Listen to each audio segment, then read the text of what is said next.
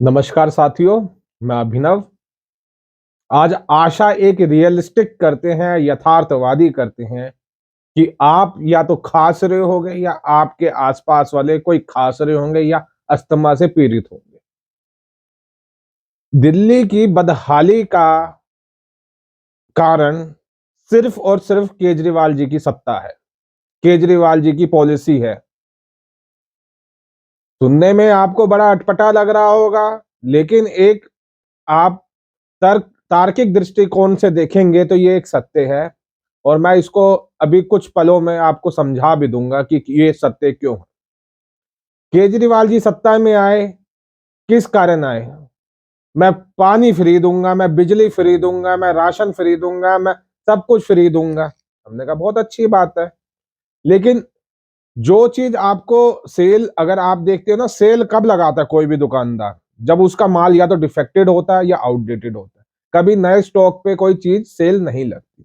तो हमें प्रथम दृष्टया तो ऊपर से तो लगता है यार बहुत अच्छा है, पर इसका हम जब निहितार्थ देखते हैं, इसके हम प्रभाव देखते हैं तो वो बहुत ही गंभीर होते हैं, जो कि दिल्ली वाले आजकल देख रहे हैं प्रभाव।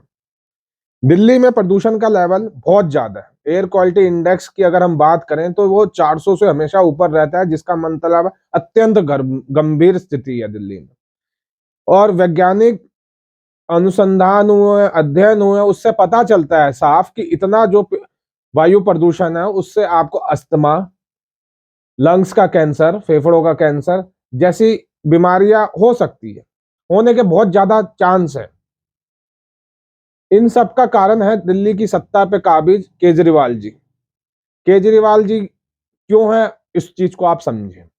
केजरीवाल जी सत्ता में आते हैं तो या सत्ता में आने से पहले क्या कहते हैं, मैं बिजली फ्री दूंगा, मैं पानी फ्री दूंगा, आदि आदि आदि, पता नहीं वो क्या क्या फ्री दे देंगे, वो हमें भी नहीं पता। कल को कह देंगे सबको मंगल ग्रह पे मैं एक एक प्लॉट भी फ्री दे दूंगा, अगर मैं सत्ता पे आया तो वो दे सकते हैं। उन सत्ता पे हैं, चीफ मिनिस्टर हैं दिल्ली के, क्या कह सकते हैं।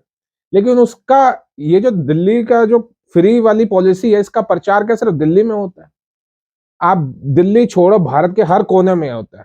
छोटी सी बात, अभी गुजरात के इलेक्शन लड़ने गए तो वहां पे भी कह रहे मैं बिजली फ्री दूंगा, वो कह रहे कि हमें तो नहीं चाहिए, मुंह की खाकर आए गुजरात से।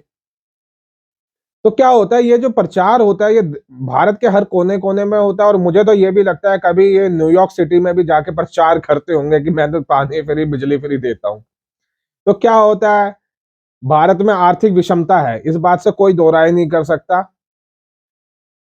ऐसे इलाके के लोग जहाँ पे रोजगार के अवसर नहीं है, कम है, वहां के लोगों को जब ये प्रथम दृष्टया वाली चीज पता चलती है कि दिल्ली में तो पानी फ्री है, बिजली फ्री है, हमको ये भी फ्री मिलेगा, राशन भी फ्री मिलेगा, सब कुछ फ्री मिलेगा, तो वो क्या करता है, वहां पे उसकी स्थिति देखता है कि भैया यहाँ पे तो जीवन बड़ा ही संघर्षपूर्ण है, चलो हम दिल्ली की तरफ पलायन करते हैं।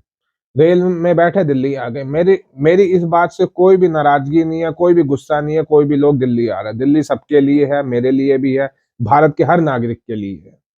दिल्ली आते हैं, सुन के तो बस सब कुछ फ्री फ्री फ्री, ठीक है, पर यहाँ पे तो उनके साथ ठगी हो जाती है। देखते हैं कि भैया फ्री तो कुछ नहीं है। दिल्ली में आया, कोई आया प्लान करके आया, अगर गरीब तबके से आ रहा है मेरा भाई, तो वो क्या करता है, किसी फैक्ट्री वाले के पास रोजगार की तलाश करता है, मजदूरी करता है। दिल्ली में आपको मैं बता दूं कि केजरीवाल जी 200 यूनिट फ्री तो देते हैं, पर कभी ये नहीं बताते दिल्ली में जो कमर्शियल यूनिट है बिजली की, ₹8.5 है, प्लस अदर टैक्सेस और अदर चार्जेस हैं। ये दिल्ली के आसपास के इलाकों से बहुत ज्यादा। अगर आप गुड़गांव की बात करें, सोनीपत की बात करें, हरियाणा की बात करें, नोएडा की बात करें, ये 6 साढ़े 6 रुपए के आसपास है।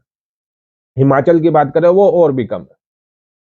तो क्या होता है, दिल्ली के व्यवसायी जो यहाँ पे फैक्ट्री चलाने वाले होते हैं, उनकी कमाई कम होती है क्योंकि उनकी लागत बड़ी होती है, सीधी सी बात है।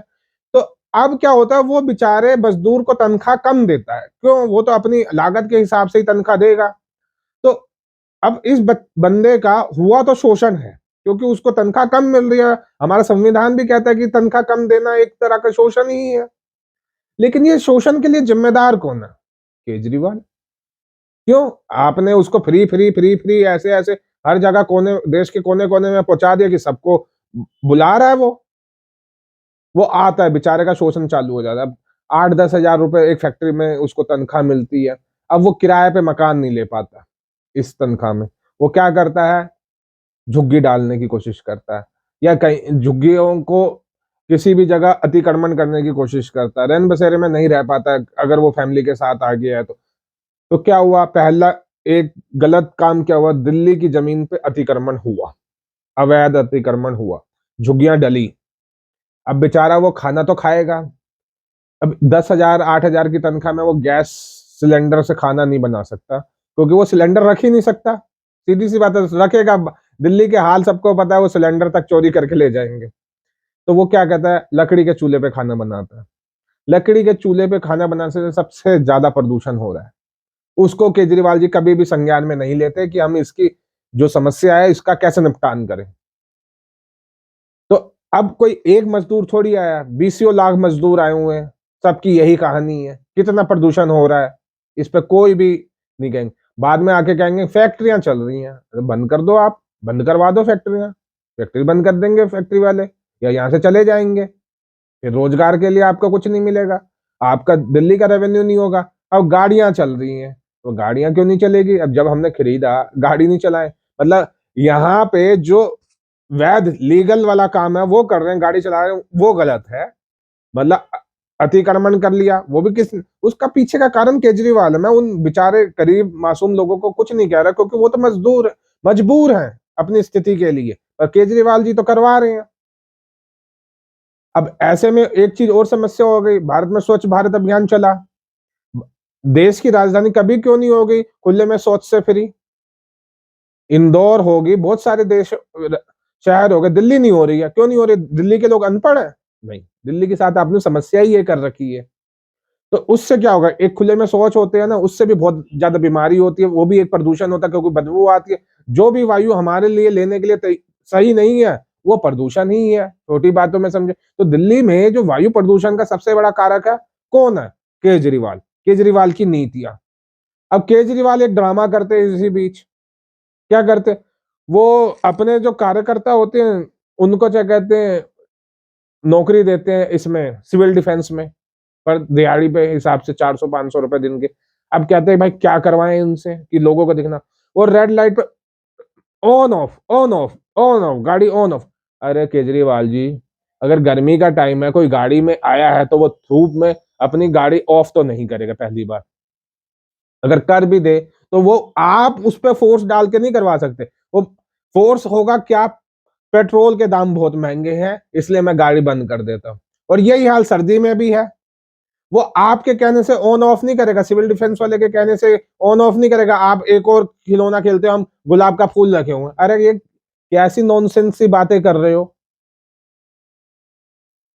बस आप इसी चक्कर में होर्डिंग लगवाते करोड़ों रुपए की, दिल्ली वाले के जो रेवेन्यू से पैसा आया आप उनको इस चक्कर में खर्च करते हो। तो केजरीवाल जी थोड़ा अपना दिमाग, सद्बुद्धि एक सकारात्मक दिशा में लगाए, अपने वोट बैंक की राजनीति से छोड़ के, जो दिल्ली वाला इतना परेशान हो चुका है।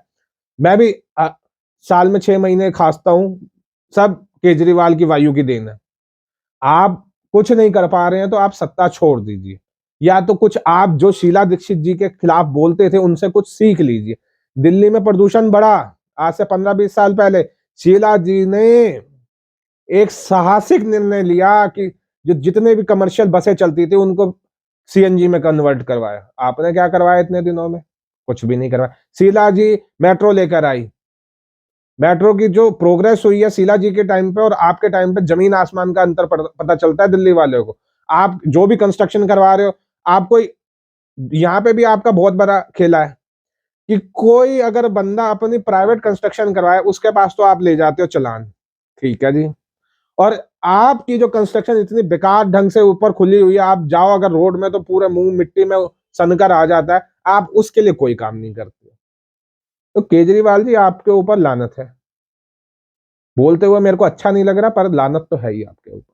अगर आप दिल्ली की जनता को एक स्वच्छ वायु नहीं दे पाते तो आप सत्ता छोड़ दीजिए। नमस्कार।